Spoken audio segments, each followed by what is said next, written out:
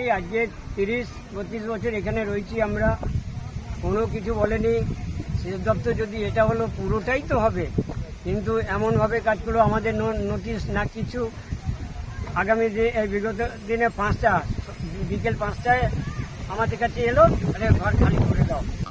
হাইকোর্টের মূলে আজকের 24 সালে রায় হয়ে যায়, 25 সালে রায় হয়ে যায়, কোনো রকম কোনো কিছু আমরা সুরাহা করতে পারি না। দ্বিতীয়বারে আমি আবার কোর্টের নির্দেশ মেনে আবার পুনরায় রিট পিটিশন আবার নতুনভাবে করি।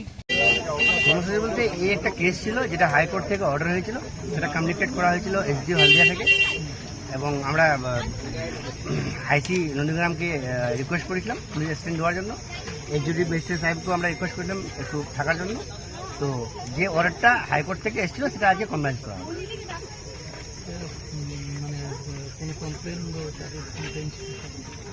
কমপ্লেন সুশান্ত বুঝায়ের নামে একজন আছেন, উনি কমপ্লেন করেছিলেন এবং সেটা ইনকোয়ারি হয়েছিল।